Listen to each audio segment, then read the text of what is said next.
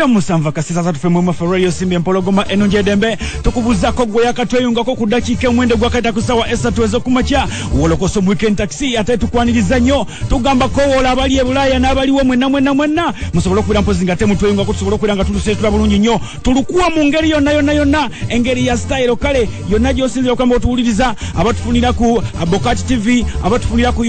radio abatufunira ku radio Simba TV n'abatufunira mpozi ate ku Uganda byogere tugamba nti muli bakabinyomera ku mpozi ngate mukitumbula bulungi nnyo kale esaawa nte twagala tulwisawo kubanga tuli bangi nnyo ate tuli lunalungi nnyo n'ensonga yonna oba ogitegera bulungi nnyo kale tugamba ekintu kimu kyokka nze Sula Senyonga Mr. Mosquito Haji Titi bya omubwati era mpozi ate tewerabira nti hajigane akukakala majja kuba mpozi ngate negattako sobola okubeera mpozi nga tukitambuza ddala bulungi nnyo kale wolokosa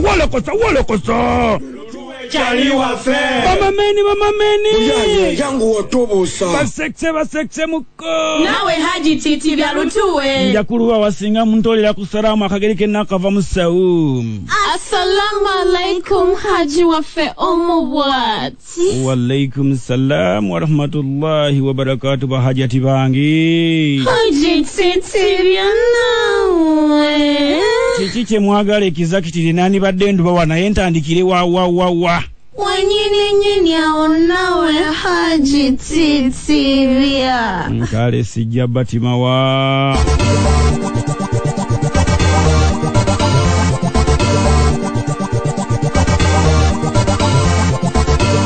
which eno yenyini ate mpozi kubadde kulayira mpaka ku Lwokuna okwabaka ba parliament abalonde era mpozi babadde balayira okusinziranga babagenda okubeera mpozi nga amanya gaabwe gatambulira ddala mu alphabetical ate n'ebitundu mpozi gye batuula oba gye bagenda okukiikirira era nga mpozi abayimbi bangi gattako mpozi n'abatutumufu basobodde okubeera mpozi nga tebalayira era nga mu bayimbi mwe mwabadde mpozi omukulu oba omukyala Rachel Magolo wa Frigo Band ono nga mpozi mubaka w'abakyala mu Bugweri district Geoffrey Lutaya mpozi ow'Ekakuuto Hildaman ow'Emawokota Kayemba Godfrey Solo ono nga manager wa Lema mpozi ate wa Bukoma Nsimbi okugattako ne Mr. Update omwagala w'abangi owa Kawempe North bingi ebibadde bitambula nga bagamba nti Kayemba olwayingira ebyobufuzi abadde takyafa ku muyimbi we Rema era wano Rema we yabeeredde mpozi ng'agenze okulyamuko ku malaavu n'omwami we Amza yabadde e Dubai eyo gye yafunira ekirowoozo n'agamba Kayemba ono kansooke mugobe kubanga talina makulu gyendi alabika ali bize mbyobufuzi kale wano nno Kayemba yabisambaze n'agamba nedda Rema akyali manager wange ate sinagamba nti oba just wabula tuli ba partner era nga kayakoze oluyimba n'omu Nigeria kati ngenda kunoonya Beyonce asobole okubeera mpozi nga ate ayimba naye ngamba oli omukyalo mu America. What's up, my man? What's up, my man? Yeah, cool, man. Everything nice. Yeah, man. Demeona lebo seso. Sanyuse nnyo kubeera ku wolokoso baba wolokoso wankubiranga nyama simulinga sinafuka mubaka nentyamu nenga abasajja bano nga bankubidde nnyo. Sebo tetulambula watamere. Lumu mwankubiranga okulonda kwalwa kusatu ndowooza bakubiri. Nemunga businga toyitamu nebaga ekyo tekisoboka naye nga nange njogeza lukumu. Netukubira n'enkeera. Gasoma banayitamu nga mukyakabala bubazi. Baba naye nga kyatambula bulungi. Mwebale nnyo omulimu gw'omwakola okutereeza Bannayuganda. Mwebale nnyo mwewalire ddala. Kati ngenda kwogera Luzungu mu parliament y'ensonga. Ogenda endera y'Oluzungu. Kangende ndwogere munaye sina kyadukolera. Tulayirako kwawedde ekiddaku. Ekisooka bizibu ebiri ewaffe bingi nguudo mbi tetulina amasannyalaze amasomero amalwaliro n'ekizibu ekisinga obunene kukyusa bukulembeze n'olwekyo ensonga enkulu parliament tugenda gikozesa nga platform wetusobola era okulabika ntulwana era okujjako pulezidenti oyo ebinajja okuyambako ku basajja ku bantu baffe aba art kuba mwe tuva tetusobola kumulekerera art tulina okulwana naye ebyemizannyo n'abantu baffe okulabika nti embeera tugezaako okulabika nti tukyusa n'obukulembeze nga bwetubujjawo baaba engeri gy'oli manager abayimbi bo bali waka batudde endongo bagiggala dda era noonya omuntu oyo yaggala endongo eyo musangeko maaso ku maaso mubuuze guno ogulabanga ogutali mulimo kiki abasigadde bakola buli muntu akola naye guno bagulabanga obuzannyo ebyokuyimba babirabanga ebintu ebyabaalemwa ne batamanya nti guno mulimu gwennyini n'olwekyo tugenda kwabakambwe ennyo gye bali basobole okugula omulimu guno bakole kuba gw'empulooyinga abantu bangi nnyo bo lwaki balowooza nti bokka balina okukola abantu balina okukola basumulwe endongo covid tubeere naye nga tulimu w'omulaba aluma omuntu naye nasigala nga walinga mulamu. Abantu bangi bafudde abadongo abakulira ebivuga abeepisi byabyo bafudde obulwadde obusinga covid beyandise. N'olwekyo balina okuza endongo gye tugenda mu paalamenti tugenda kuyimirira tuli bagumu nga tunakola kintu kyonna endongo eddemu ekaabe. Okyo ku ndongo yennyini awo obaddewo ebitambula Kayembo lwamaze okulayira bw'ati Rema n'amugoba naye nga bitambulira wanga sinnabirabako. Ani yagobye munne? Rema yagobye maneja we. Osobola okugoba onalebo? Gonalebo mumanyi naye tosobola of tosobola tasobola tekisoboka and we are partners. Tekiri muntu ono bosi wa munne nedda. Olwekyo tekisoboka kubaawo ekyo tulina okusigala nga tukola ate ono platform nyingi olaba kati yakoze akayimba n'omu Nigeria kati era tumala okulayira ebbanga ttono ngenda genda America noonye Beyonce okakola akayimba ne Beyonce bamumala noonye Rihanna noonye Bashakira lebe ino okulinya kuba kati manager we honalebo kati uliwe mama de noonya la Sophie kati ono sigala kunoonya la Sophie kangene noonye kubayi. Omulimu gw'abayimbi gwe mulimu gwokka ku mirimu gyonna mu Uganda ogukyasibiddwa era nga President Museveni before nga tanalera yagamba they should embrace technology era bagamba nti kakati nabo gususo gw'obulamuzi beetaaga kusumulula ndongo. Kati nno Dr. Idomani we twamubuuza ku nsonga eno yagambye abayimbi mu kyakaabya kajanja okujjako nga mujoyininze struggle naye bano abasajja bajja kubasiba mpaka. Gw'obuyimbi tugwongeddeko jjinja abantu baleme just gulaba nga bwe bagulaba wabula bategere nti guvaamu abantu ab'obuvunaanyizibwa era agukola asobola okubeera ekintu kyonna kyonna mu ggwanga. Twongedde bwongezi kuggumiza mulimu ogwo na kuweebwa kitiibwa wabula ate si kuteekawo ddibu wabula twongedde ate gupromotinga instead. Omukyala onalebo gwonyidde mu bigere yatadde ebifaananyi Facebook bye ng'aleese abawumeme basimba emiti n'agamba buno buweereza bwe bulina okukolebwa kiki omala mukangamu naleka jjukira obuvunaanyizibwa bwe. Yabadde n'ebbanja nali namusaba ebintu bye yasuubiza abantu mu kisanja kye abituukirize nga saagala kusanga mabanja wadde agamu ngenda gasikira naye mwebaza okuba nti ebbanja ero lye mwalabya ajjawo nga yalituukiriza abantu baye mbaagala mu mbeera nnungi ate yali yabasuubiza. Nsonga ekyasibiddwa abantu bafiira mu mayumba abaana bapromota abayimbi emirimu gyewali bwe guli tugenda bakolera magezi kikati tomingire paliamenti. Muyimbi munnanga ali ku radio Simba essaawa n'awuliriza alina okumanya nti bano abasajja b'oteerwanako bajja kujja bakusibe bagambe nti nno otambudde ebigere bina luwe 12,000 bakyakaabya kajanja kyetukaabira bajje bakyegatteko bajje endungu singa yavaawo dda gwe imagine abayimbi ng'emitwalo gyonna yonna gigambye basebe mutuggule basebe mutuggule gwe imagine abayimbi bonna abo nga bo bamanyi nga bagambye bannaye Nubian afulume.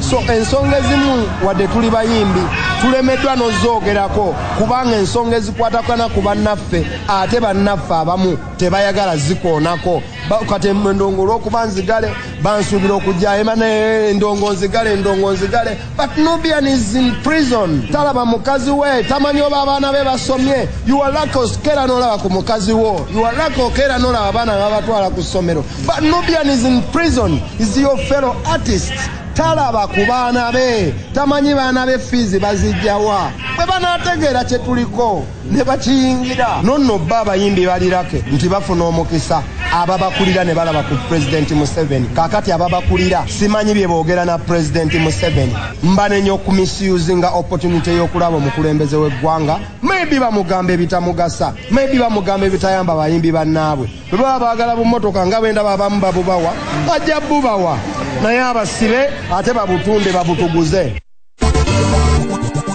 Ono nno omukulu ye balowoozezza nti oba wanaabeerawo ekinaamusumbuwa naye babadde bagenza okulaba ng'ate oba oliawo ensonga yazitereezezza bulungi nnyo. Kale ntegeeza Geoffrey Lutaya bangi badde batankana bagamba nti ebitabo bino wanaatuuka okulayira oluzungu agenda ddukola atya mwanatu yabakubye surprise era oluzungu yagayiza lugaaye buli omu n'agamba omusajja abadde mu practice. I, Lutaya Geoffrey, swear in the name of the Almighty God that I be faithful and bear true allegiance to the Republic of Uganda and that I'll preserve, protect and defend the Constitution, So help me God.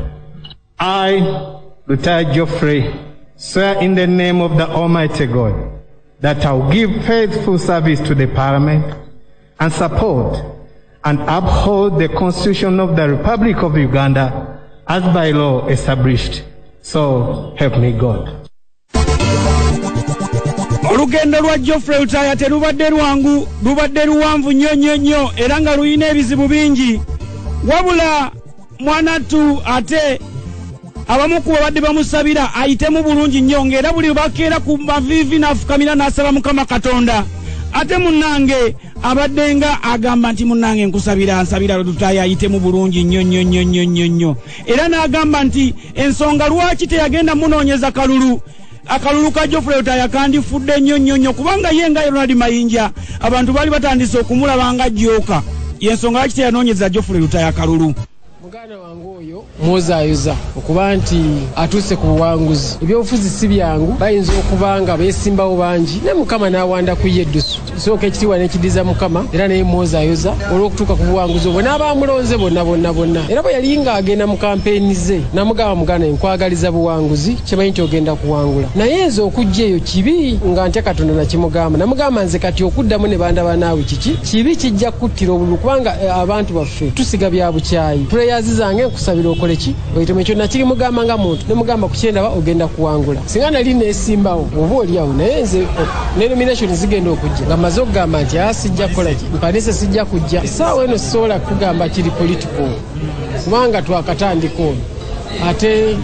banga abuuka ekitaba kisinatuukako. Ono ye Wolokoso mu weekend taxi. Wolokoso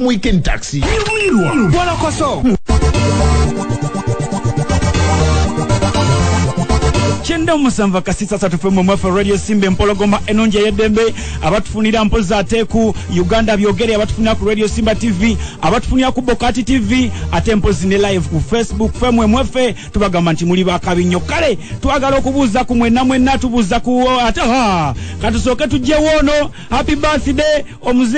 omuzeeyi Nampala Yusufu tukwaniriza ku mwaliro ogw'omukaaga Nampala Yusufu bananga happy birthday Florence Empawani wadde otegeka obwambalo omukulu bwagenda okwambala Danke BTV nayo nkubuzaako nnyo bale kula mpozi ngate otugoberera bulungi nnyo ate mpozi njagala okuzigira bannaffe aba Wamos Property Consultancy abasangibwa Ekawempe opposite police station yawo ku Mayengo complex bagamba nti batunda n'okugula amayumba ploti ate mpozi n'okukolera ku byapa by'ettaka era nga bagamba nti balina ettaka eritundibwa ku buli luguudo oluyingira Kampala ne mu bitundu nga Magere, Kagoma, Katalemwa, Gayaza Road, Matugga, Busikiri, Lubale, ku Main Road ate mpozi nga ettaka lyabwe lya byapa. Kale bagamba nti osobola n'okubeera nga ogula mu bitundu n'otwala n'odipositinga n'otandika okubeera mpozi nga ate osasula mpola. Bakubire ku noti 7 noti 6 7 35 anamwemu ngambye noti 7 noti 6 7 35 anamwemu oba noti 7 8 7 8 5 oba noti 7 8 7 5 5 banaffe aba Wamos Property Consultancy abasangibwe Kawempe ku Mayengo complex opposite ne police station. Kale ne tugamba essaawa eno katubere mpozi ngate tuyaniriza omukulu Anko Kakala asobola okubeera mpozi ngate ayingira abakyala mwanguweko bajati mulindeko bajati muli bange njagala bana abalala tusanyusa okulaba Anko Kakalamu nange okubasanga batya eradde babebi lutuwe bebe omukulu ono musinga kumunyumirwako okyo omukulu ono kawooma kalinga somboose y'ennyama kyokka nawe Anko Kakalamu tolwawo lutuwe oli ku 9 akasirisa 3 femo mwefe Radio Simba Empologoma enungi edembe afunya ku 9 akasirisa munafunya ku www.radiosimba.ug togera kubuuzaako kwanizaako amachago nakole mu supermarket mu Butale boda stage zazona abatufunia mu bibanda bya firimu abatufunia mu supermarket na buli osinze okwate ngo otumbudde ono ye Wolokoso amachago nako olwalera kubuuzaako no kwandizaako natenze Kakalamu de answer yongera kecha answer wa mulembe guno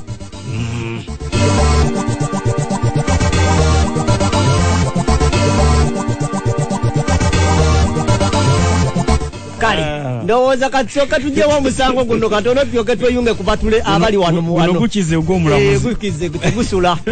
programu Wolokoso mwe tuli tulina ensonga zetugenda okwate nga tumaliriza ensonga za kulopa sembera wano sebo olope bulungi omusango gwo era ense guwulire gutuuke amanya Manyanze Shaban yongeza ku ddoboozi bwe bati balope bisange wu Suraka Shaban yes obeera wa beera Kanyanya okolera wa kolera Kaleru naye ogenda okwogera ne gy'okolera nga ndabanga ebitakwatagana mwefuna mutya ebiseera nali mbeera Katwe sembera wano ebiseera ebyo nali mbeera Katwe okay ensonga kyekulese ku Lubogola City ensonga endeese noonya mwami Musuuza Kenzo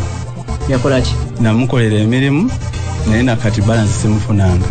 beera mulambulukufu tetugenda beera ku kino nti yakola ki yakola ki gwe wamanyi story namukolera t-shirts namuprintingira t-shirts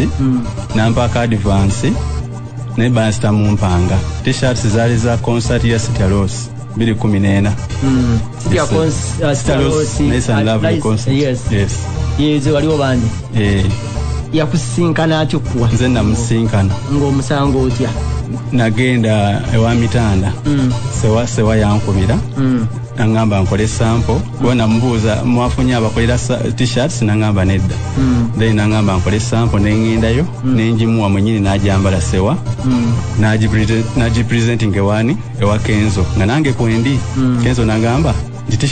t-shirt eno nungi ati ogenda kutufulumizayo nagamba awo haje yaliwo namugamba olomwe emitwalo 40 agenda atandike ku mulimu nengenda nemprintinga t-shirts nga temukanyiza sente esente nazimugamba buli t-shirt zenjikolera meka buli t-shirt ey'emikono emiwanvu ndikolera emitwalo 2.5 ey'emikono emimpi ya mutwalo 1.5 yes kati zonna amu nakola t-shirts 83 omunana gwa mikono miwanvu 75 mikono mimpi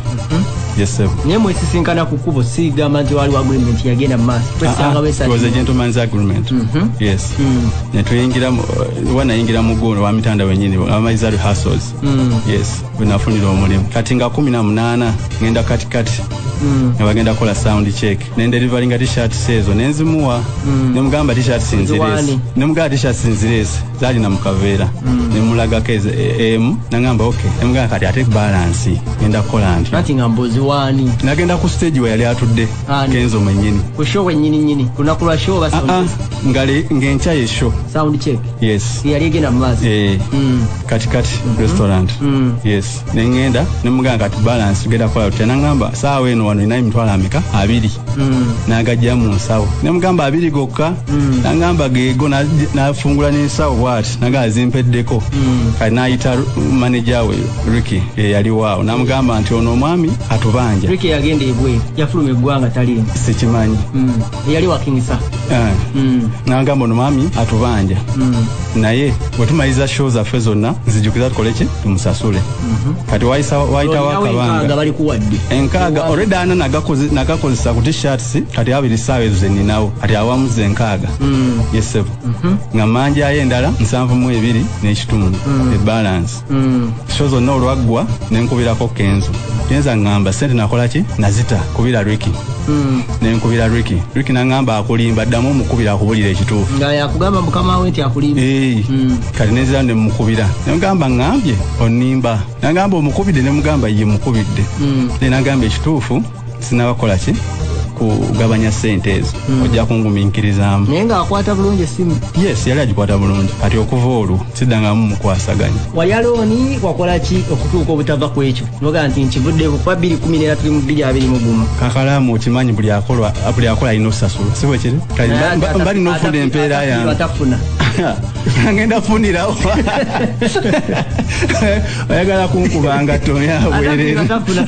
kikituufu naye ngaotaddemu kyenkanawa okufiirwa toyagala kuzeesonyiwa njagala nsasule ogezezaako okutuukirya Kenzo ngezezaako naye nga simutuukako naawe okimanyi okimanyi simubanja anti okimanyi omuntu kati nganza okumutuukako kizibu saawa eno wayisewo emyaka emeka kati tugenda mu 7 Septemba nga 19 tugenda mu 7 omutima gwe tegunaba kuva kweza sente nakati sente zange munayi nazikolerera. Wojjidde wano eno nnaku mmeka emabega oba bbanga ki emabega obadde ogezaako okuddamu okulowooza ku sente era watuukirira ani? Buli mwaka nno mbadde nzirowoozaako nga bwe ngezaako okugenda waali tosobola mutuukako. Either abeera mu mawulire oba bagenda ku show. Kitegeera nga tosobola mutuukako. Kati ki kyoyagala tukuyambe? Mumunnoonyezeeko. Ensamu ebiri gikyali nsamu ebiri nakati. Zikyali nsamu ebiri sisuusaawo ate nze siri banka nange. Okay. Kozi ogambye gwane? Nze Shaban, Surak Shaban. Omanyi ebintu by'okwogera obwogezi n'ebbanga eryo eriyiseewo biba bizibu nnyo by'okutegeera. Kiki ekikakasa nti obanja kenze emitwalo 72 mu kaseera kano n'ekitundu? Bwe twakola nabo t-shirts ezo weebali ne receipts weeziri. Olina receipts? Yes sir. Kandabeko. Nga yakampa ssente zino mitwalo 4. Aji. Wawandiikawo aji. Kuba ye yazimpa. Yasembayo 16 Septemba 2014. Kati ne wano yazikwera wa mitanda PTC. Emitwalo 4. Yes. Balance emitwalo 92 n'ekitundu. Kati ga 18 ngejaye concert. Ani yazimpa ono? Eddie Kenzo. Sente meka? Emitwalo 2. Balance 72 n'ekitundu. Kyekyo ssebo. N'asigazaako kopi ye. Weebali. Yasigaza kopi. Bino nabisigaza. Kitegeza mwali mutuse kati mu agreement nti akukolere. Kitegedde. Kati eno juzi wengenda ku office ku Big Talent. Ne bangamba nkole gundi empya. Yikano nga wakawungirako bongeza akabiri abiri mu gumu. Kalaba akandika mu pen. Kifaananyi. Kifaananyi. N'okawandika nga 7 gwokuna 2 mu gumu. Yes. Bangamba nkole invoice empya nnyonnyola zino lisiiti. N'olyoka okola eno n'onnyonnyola nga bwe kyali wano. T-shirt 75 pieces nga kuliko City Rose. Zaali za sente meka? Buli emu gumu kitundu. Zonna awamu kamo 12 n'ekitundu. Ez'emikono emiwanvu zaali 8 nga mpandiseeko City Rose. Buli emu yali 2 kitundu. Emitwalo 2. Zonna awamu. Toto emitwalo kakadde kamu mu emitwalo 32 n'ekitundu. Less advance gwe bampaako nga sinatandika mulimo emitwalo 4 ne wasigala 9 mu emeka mu 2 n'ekitundu. Ne bampa ku delivery. Mwennyini nampa emitwalo 2. Bana sinezibeera emeka emitwalo 72 n'ekitundu. Kyekyo ssebo. Zo weetaaga? Yes ssebo. Kale. Okusinziira ku Sewasewa ayogerwako nga yali mu nteekateeka y'okusembeza ono abanja emyaka 7. Ku nsonga z'omwami Shabani tayagala zoogerako bingi. Vice President wa Big Talent. Otya nno? Mulonzi taata, sibyotase. Emisango gino looza gwagenda ogimaliriza. Egiriwa taata. Aliwo ababanja emitwalo 75 mu 15. 72 mu 15 za bipande bya City Rose, Nice and Lovely concert. 2014 t-shirt ameta Shabani oyo kale buli mwana agendawo ati era atuuse wano mwayagala bwenkanya ebira byonna ati andi bikola nayagala kasente kiki ekizibu akafuna engeri yonna gyakagala mutawale mutawaana anti mbuuza mumumanyiye akafuna engeri yonna gyakagala mutawale mutawaana kikyo nsobola obyogerako kyokka sewa mwani sewa kyosobola obyogerako kyokka kale sewa yes sewa. Ono ye Wolokoso mu weekend taxi. Wolokoso mu weekend taxi. Wolokoso mu weekend taxi. Kale nyongera okubuuzaako ena gyosinzira okukwata ng'otumbudde empologoma enungi y'eddembe Nywanyi Nduga Jamiru kansala ow'e Kayonza ne Adumba ali Kikuba Nkima mukono bwe bali nnyo badde okukwata mutumbudde empologoma enungi y'eddembe dash naye bali kwate ng'otumbudde mu studio muno tulinamu abagenyi banjawulo newankubadde ng'omulamwa gwe balina era gwe gumu gwa ssente channels ezaawukana oyo channels naye nga tetunagenda tetuneyongera yeri njagala kusooka kubuuza kaye kuba yabadde close wali eri waliwo ampeereza message n'angamba nti Geoffrey Lutaya possibility weri okubeera nti engeri gye yabadde ataddeko masiki ng'eddoboozi yabadde amayiminga nga lyabadde recorded erina okulayira kati sooka otubuulire kyonna kiri abaana ba wano mu Buganda oba bayogedde batyo bali akumayiminga oba lyabadde recorded n'abatufuga bajja era tebalina bitabo bebagira byali tebiwera leka soko tubuzeeko eto tugenda kanoko kakankamaleyo omanyi nti bonna abasinga 99% bazzeeyo kusoma kali soko obuze kubatuuliriza n'oluzungu ate oluzungu lwe baayogeranga luli bizaali mbogo lwakubanga era bamuzeeyi baffe tebabitegeeraga soko obuze kubatuuliriza bannange abawuliza balubogola simba amanya gange enzakayo wisdom mutabani w'omulala eyakulira ku mata omutali mazzi ne seriraaka twaveeyo olwengo ne tuyingira ano Buganda tuli baana ba Ssaabasajja Kabaka amukwatako bwe tulumba ate kaka twakyusa eŋŋombo si bino nti nno wooligwa wendigwa eyo yali gasiya kati tumala kugwa ffenna yasembayo okugwa kaye ekikuleese abatuwuliriza waliwo sente ezijja ez'abayimbi naye kansooke kino kukyaliwo ono kakyaliwo oyo aliwa abaddeko sewa saagala muswale kubanga omuyimbi wo y'omu kubasinga sente wano kubanga mwalimu ga yasinga omusajja w'emagere yabalaze nti mukyakongojja olaba kanne Diamond Platinum ali awo yalowooza wajja n'atawanya bannyinaffe Uganda mbu n'ebirala kati Bobi Wine yabalaze nti kiki mukyali babigere naye mu bigere byammwe mutandiko mwe bayimbi mmwe mutandiko sasula abantu bajja betema kati laba oyo omusajja ayina lisiiti ze olaba sewagwe mmanyi olaba ke yagambye nti anaagenda wonna anaatuukawo abanjizeeyo kitegeeza azimanyi emitwalo 75 ku muyimbi wammwe agenda mu mazike emmotoka bamuwa amafuta ga bwereere atoleko 7 simanya mu mmeka ekirungi kati omusajja omulaba n'agenda mu kkooti esente zisobola okufuuka obukadde 10 abo abaana kye batamanyi era oyo omwana n'afuna good lawyer ayina lisiiti n'abazambala weebali ezino that is a civil case civil case kye bakola bagamba submit funa ba witness weebali kati muve mala nze abayimbi abatasasula bantama muve malala kaye kakati abatuwuliriza mu studio muno tulinamu abantu babiri abalala tulinamu ambassador yewumbeese ne tubeeramu ne Dankani bonna bategesi babivulu mwafunye sente ne mufuna sente ate ne mumalirizanga mmwe mututadde mu mbeera leka bategeeza bulungi nnyo ambassador nga tonnabuuza kubawuliriza lwaki mukoze lisiti ey'abamawulire nga mugamba tebagenda kukola sitole y'abasajja abalidde sente z'abapromota nemuteekamu nesimba nemugiteekamu emaze ebbanga njagala mbaddemu amanya gange ambasada Uganda twakoze lisiti baani bapromota nze ndi kakiiko akakola lisiti nze nzize nkulukusa maziga nina nnaku yange nze gwogamba nasibwa kitalya naye bannange abasajja sako buze kubatuuliriza sako buze ambassador amanya gange ambassador teri atamanyi ambassador Uganda okuva ku keti paka wansi mwabadde abantu neyongeza kudoboza tewali atamanyi mwabadde abantu 10 nga mummanyi nze mbadde manager w'abayimbi wano bammanga manyi bawulira kusaasira aluna mubiru kalonna ntongo keti gwe wandeeta nongamba kalo yennyimba nga ziganye tukoze tutya ne mugamba nze mpa mumumpe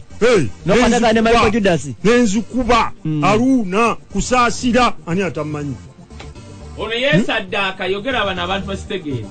sente z'abapromota zaali ziganye nejjeno ng'akimanyi ono nani n'oli Bukenya mukiibi ne beeyambula nino kayoli updated ati nkubuulira olaba omumanyi era bano nze kennyini we actually onamulaba nenkwata oba nalinamu mmeka nemuwa just omusaasira singa tebaali bano ne General Salet yanditegedde nti abana ground bebana abeeyambula ekinnuma bano we beeyambula ne bakuba ekintu ne president n'amanya nti waliwo bapromota batakola ki sente zituuse okujja bisaati kyaliwo keti yanewunyisiza gwogamba saafunye sente oli mukungamba kyaliwo omanyi lwaki bakozesa kati kankubulire gwe kakalamu kati kankwe info badidde sente ezimu ne bagenda nga bazitema ne bagaba baziwadde bano ab'amawulire kati gwe waliwo yajjeyo omusanvu gwe lwakuba tegwatuuse butuusi igwe kati gwe nkigambi nja kugamba ne gwogenda okunoonya naye waliwo be bawadde ensolo kugambako kyaliwo wa TV obutakuba bigenda mu maaso nakulaga bano era sitole z'abano togenda ziwulya wabula kyeŋŋamba Jeno wange Kayanja ne muzeeyi wange Jeno Sale ebyokuddiŋŋana bino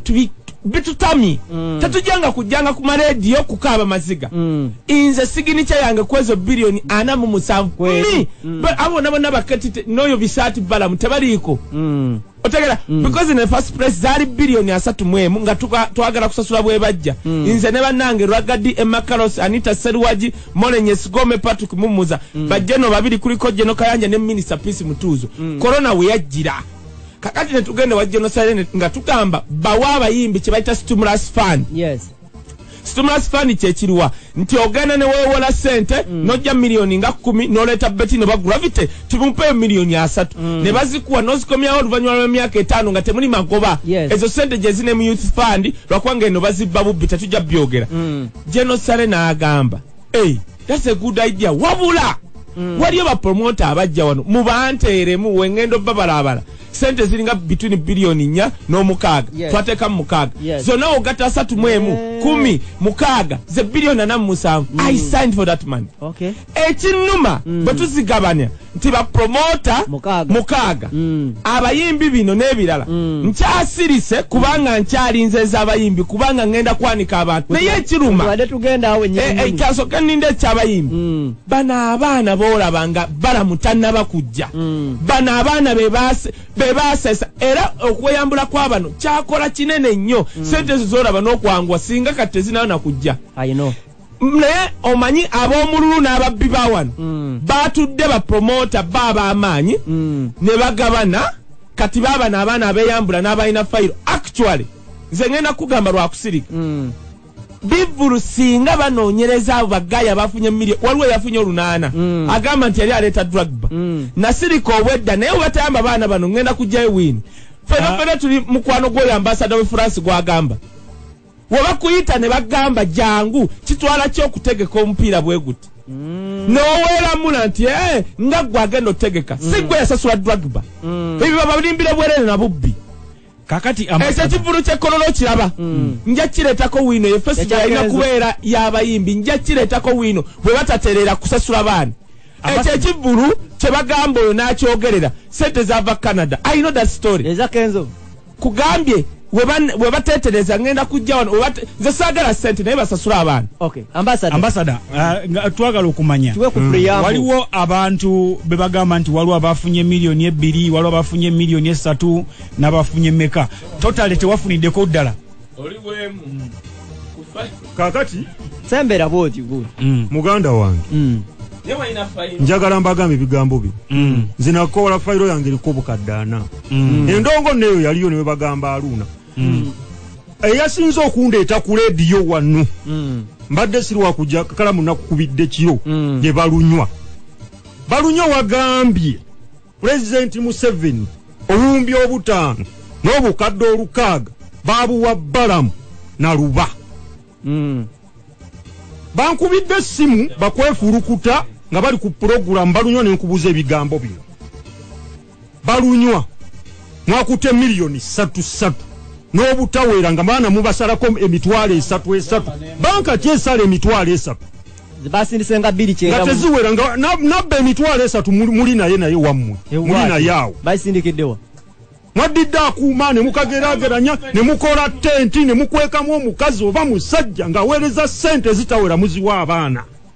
nze nno bayiza we soogera mbadde nsiise naye okuba nti nsiise mulowooza nti tetutegeera nze ndwawo okuvaamu bino ebigambo naye nasibwa ekibuye ennaku 3 n'engenda ekitalya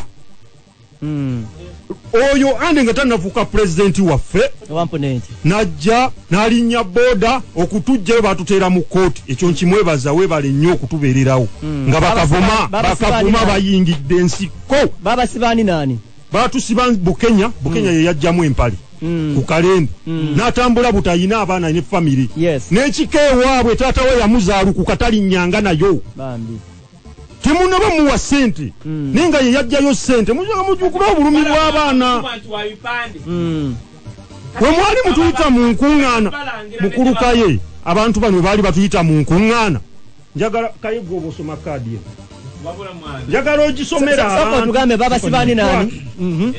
kakalamu ndeka nina obulumi gwe bansiba naye yafunye obukadde 9 mu kiri hope nga tuli kitaka Music Promoters and the Venue Owners Network Membership Identity Card amanya Kagoma Kamoga akola ki promoter ye Kamoga Ali sebo eno egenda expiringa 2024 ekyaliko ekitegeeza omusajja promote ebyaddala Seba ambassador nkulese omanyi lwaki ndese kakalamu ndika omanyi lwaki ndese kadi emu balamu we wali ku TV bantu babiri mwe mudese ku radio wayogera ebigambo bye sente twamaze okuzigaba era abantu baweddeyo atafunye sente yenna si mutegesi batimbi ba bipande balozi bankuba waliwo bagamba nti waliwo eza bounce nze ne ziddayo nga bagenda newo nanja sagala wobeere mu bintu bya peregesi bwe bagambye ezo sente bazigabira ennaku mmeka nalabye bambi ba promota basimbye layini zikoze n'amakoona ne zifuluma n'ebweru boda zigenda babalimbalimba babatadde mu musana tubugenda funa sente olwokubiri by the way musajja gwe balunywa abaana babonaabona mukutte empande muri mu poloti musala musimba buyinja nze mpita wano naye amazima ga Katonda mu ggulu mukyala wa munne Dakani osirise nnyo Dakani asirise nnyo mupe kiki omanya tuuka ne bikugwako okitegeera era neyanziza era Mukama Katonda nyambye nti bali abasajja omanyi okujoga kwabwe omanyi baatugambye bagambye nti ffe tulaba President Museveni ffe tulaba Sale kati obaga tuloopawo era kyamukisa mulungi tusanze mukulu Kaye era Kaye ambassador tokaaba kaka sera bwasanga ebitambula ajja tuyambako olya nzija nandi ulira zabalemo okujja ambassador singa mwagwa mukalumanga mujja musumagira mwenna mujja muvuga emmotoka mutu ambassador leka omusajja ayo kati amucho nze ngenda kugamba bwenti ekibiina kino kiraba Kaye inze president w'abavubuka mu kibiina ekyo nafunye miliyoni emu ng'ate nayo bagitemyeko emitwalo 3 emitwalo kyenda musanvu ekibiina kya Amponent nze president w'ekibiina ekyo abavubuka olira naye nze neewuunya ekintu kimu nti omukulu Balamu teri muntu ayinza okulonda okwange okw'abavubuka saakira kumakya newaŋŋamye basimba layini ne bagamba nti ono akage tubadde mu ndongo yamanye ebizibu byaffe ng'abavubuka okitegeera naye bwe yatuuka okulonda vetting committee egenda okukola sente kakiiko ako baali bantaddeko abasajja ne bakubaganya ebikono baketti babalunywa nti awo tetumumanyi ne bamuteeka ebbali okitegeera saawa zino nze ekivulu kyenkugamba kyali wa mitanda ku Easter nga mitanda inawo Easter Mondays ndi wa Easter ngira muwaddeko ne deposit nga baana zifulumye buli kimu kifulumye abasajja betugamba kufe tebalina gwe batamanyi wadde n'omu okitegeera naye bwe bakedde ku makya mukulu Kaye sente zebagabidde ba promota zebagamba kwa promota tebaweza wadde miliyoni 2 okitegeera kitegeeza abasajja babbye bonna olira abasajja babbye biliyoni 5 mu miliyoni nga 4 okitegeera naye boka kodyo kaabwe Balamu agamba abo tebalina bagenda tulopa okitegeera sente mukwate sente tukole ki nenenyo omukulu gwe bayita Jeno Kayanja okitegeera yatusindikira omusajja eyakwatagana n'abantu ne babba sente bamuyita Lubowa anti uli ekyenkugamba ebigambo si bibyo oyo yete ebigambo si bibyo byange anti badde ngamba anti ulira oyo ye musirikale mumuleke tukwatagane ne ba promota anti Kaye bwe ne bagamba tuula n'abo abantu mugonjoola ensonga ezo owulira kitegeeza n'oba ofuuse promota lwekyo baleeta akulira ebyobuvubi ensonga bazikwasa Jeno Kayanja si bakiri ogambye oli mukulembeze mu Amponent meeting y'olwokubiri yaki meeting ya Amponent y'olwokubiri twagala kujjako bakulembeze bano bwesigwa okitegeera baande bonna bavanira buli omu kati nze kyenneewuunya we twalonda vetting committee yagendako abantu 10 NP 5 ne Amponent 5 naye nze ekyewuunyisa nti ne gwoli naye ku kakiiko owulira ng'akimanyi nti gwokulira abavubuka n'atuula wansi nga bakuwadde miliyoni 1 owulira abaana nze miliyoni bagimpadde kino nkigamba si kyagwe nkya Katonda nasanze omwana promota nze mbamanyi kuba buli omu alina stage ye waliwo miliyoni 2 ab'ettaano n'ab'omusanvu ne Balamu ab'ebisatu nga bwe bagamba okitegeera nasanze omwana nga bamugoba mu nju mitwalo ameka 3 nengamba nze kenfunye akakadde omwana tafunye ate nze nina emirimu emirala gyentambuza 3 gaago mba nakawo 3 nga wajjawo 11 nti banaye ate nze nina okugenda mu ddwaliro okitegeera nenzikwata nemuga nti tewali tabbu kwata emitwalo 10 n'emeka 15 okitegeera nze kenyina geno ova kalenda nga kakadde ke bampadde ninako emitwalo ago ayino sobo kitegeera naye abasajja bano babye naddala balunywa adda ku TV nakinaguka ne mukulu balamu olira bagamba nti baluma kati olaba sitwage eno balunywa yakajijjamu azene sente zituuse kaye tugenda kambabuli sente z'abayimbi naze ngumi yanyoka no atikakachiri nze katika kambaliza cyaba nedda kamba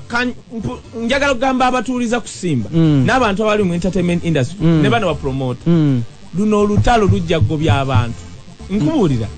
bino bitwogera it's not a joke era bano abaana olaba nga batandise mugenda kulaba bagenda okugoba ate obubbi obuli awo ku National Theatre we batemera babalunyo bagye bawe bano obubbi buli awo gwe tomanyi na bumanyi naye kati nze mbagamba nze ndi wano nze kyemanyi bagenda kutemamu amaloboozi bagatwalewa nze am pro person era baba babbi abaana era because kyekisa mu zi office kati ekyo nga nkimaze kyoyagala okujjako ekyabayimbi kiri kiti tugenda kubadira bambassador kati sokemaliriza ekikyo waliwo portion erina okuba ey'abayimbi kube ngumi yanyoka naliyo kati abayimbi tuyinamu abayimbi ba satura n'aba gospel era ekyo kimanyiddwa abakubeeza ensi yes era ne ku National Culture Forum waliwo federation etwala gospel ne wuma kakati yes si buli kibiina nti kiri mu wuma era buli omu akimanyi kiringa n'ekyo ekibiina kya federation association zonna mu Uganda zonna osobola okusanga teziri omu naye waliwo obukulembeze bwe butandikira kati nali nagamba bakulu bange era nakizeemu wali ekirungi mukulu Mugema yabaddewo Queen Florence yabaddewo naye mbagamba nedda tukole bwe tuti abayimba music wense satura mu ddeeno n'aba gospel mu ddeeno bwe bamala okudda bonna sayidi wuma yeesootinga n'ebibiina ebirala wuma tugigambe sente zizze naye ebibiina biri bwe biti mugenda kwesootinga mutya n'aba gospel wali kati ekyabaddewo kyewalabye abamu abakulembeze bawuma ku bubbi obuliwo baali balowooza nti ono muvubuka Laneeke mu wano ayina se wakabi ate ye mukulembeze w'abayimbi ba gospel kye baalabye kani imagine waliwo omuyimbi bamuyita Carol Budwick yazze nembuuza Rwagadi oyo omumanyi nangamba nedda ne mugamba kati olaba Rwagadi oyo omukyala y'omu ku one abakyala abamanyi mu gospel ate abagagga ava wa Dr. Serwadda kati bwoba tomanyi actually ne Betty na Kibuka tamumanyi Betty na Maganda tamumanyi Betty na Maganda yakuba nali ntambula mu kubo yasoko kuba hit ne crossing okuva mu gospel ne jam satura before babugembe tabamanyi ne mugamba kati now ekyabadde twakisotinze kulokuna tuddayo kati bawuche babadde bakoze abawuma baagala sente zonna ezikwatagana ku bayimbi basiteeke mu wuma baleete bano balaneeka bamanyira ndowooza okubba mpati county emukulembeze wa gospel kati bakitegeddeko ku lwokuna tudda nzira n'abakulembeze ba association ez'enjawulo eziri under federation etwala aba gospel kati nga tuzze mu kyawuma kyensaba obukulembeze ba wuma naddala Sindi mmanyi waliwo abantu awo abali wansi awo abazanya kannemu kanabbiri erinnya ne lijja kufa waba waliwo ebibiina nga katugambe nalabye mukulu Mugema ba Queen Florence manyi legendary n'abaani waliwo n'ekibiina kya Walter era naye alina nsaba Sindi president wa wuma nkusaba kwata ebibiina ebyo nga ggwe kuba Sindi nkumanyi otegeera va kuba n'abamalala abo abali wansi waliwo omu ow'amalala awo yamanye engeri gy'atayambala peti waba atambula amanyi buli omuntu ozajja musika nga naye muyimbi Sindi nkusaba zira bano boolaba wano boolaba abo nti ono akulembera ki Sindi baleete mwogere bw'otoyogera n'abaana abo sente bagenda zibba ezo sente zijjaddizo ziwiziri tezisobola kujja kubanga nabagambye bwe actually nekino kankyogere munnange sente z'abayimbi bwe bazireese nawulidde ekyogera bwekiti nti mugende mukole plan kubanga zino sente wano zigenda kola ku simanya building capacity building capacity building kye kino nti mujja mu organization mugamba nti katugenda bakuza manager abatya oba njagala okugamba Rwagadi n'abalala kino Rwagadi respect you waliwo abantu abankyaye ku lulwo sente ze twasaba sizagenda kuyigiriza kabakoba gravity capacity building twabasaba sente za bawa kwewola tetujja kubbira mu sente mu capacity twagala sente ziteeke wali omuyimbi Bettina jagambe njagala milioni 10 nga tumaliriza capacity building nga tumaliriza tulekere trade union tulina eddakiika ntono nnyo very good ambassador tugenda naye bannaye abatuwuliriza waliwo abantu abatambuza ebipapula nga batugamba nti abamu kufe batuwadde sente tebanabatuwa sente list bakoze bati badidde bannamawulire mu aboogere ennyo kakati baba nyini nabo bebbye kati ne bateekawo kakalamu nkubulya gwe bakwalidde milioni 7 ndoza ne banno kati olwa ba TV abakutera tebakuba mbozi z'abantu ba promote jakula TV ezimu tezisobola kuleeta bano kakati gwe zizo bazibye bamanyi gwe tosobola kulwana kakati ojja kusanga nkuweroya kati olaba Simba wano Simba buli bagaba sente za entertainment okuva kuza M7 bajja kusimba ne bagaya bakola ku entertainment kusimba omanyi ngo basooka Mandevu ate nga tabirinamu era newunya Mandevu tamanya ko na sente bweziyita naye waliwo sayininga mu linnya lye omanyi addako omulala Ndawusi bye nkugamba nze mbeera mu nkubo za State House n'obiraba booti Ndawusi oyo ndowooza bamufunyeko biliyoni nga namba bukyambiraba era nze nali manyi musajja ndowooza azirya kakati wali programu ya Wolokoso nga wogiraba mwenna kakati kati ezo zonna nga wenkyogedde n'ezabaseze za promota Simba yonna benjogeddeko bafulumye nti babawadde Mandevu amina nga tumaliriza ambasada mulabudde noonya bitex nga tumaliriza kyekiddako tumaliriza programu eno naye nze omulanga wange gubadde kugamba bwe guti nga we muli mu kusimba empanyi ng'abannammwe abalala babafulumiza bintu bweru abaana bali baana baabwe abantu babisinza ebintu byabwe mube bamazima tugenda ku TVM olwaleero je sijja kwogera nti muwaayo muwaayo ko ku ssente nze nno obulumi bwange mumanyi mwenna sigamba nti kintu natandise ne manager wa Luta Live Uncle Ivan ampereza list yino yeno yennyini nanga abatereddeko sente zizi mukulu kakalamu anti baba kaye bana basajja neteke ndaje bakoze nti baddira kakalamu nga bola abantu oli awo wansi account tebaliyo erinya kakalamu yafunye nenga account siyo inze nkugamba kino ekintu ensonga singa jeno sale akira kumacha nagamba nti mundetere ku list y'abantu abafunye sente tosobola kulabamu abantu bonna tobategeera abafunye sente aboze motoka babalunya bafunye sente abakola ku sauna babalunya bafunye sente ate nga bafunye milioni 2 nga Duncan obemu bali milioni 15 kudda waggulu kino kyenkugamba saawa zino gakyali mabaga kubali okina gye tulaga wansi akati orambulo kasaweddeyo ne sawedako mujikole namwe okusasula school fees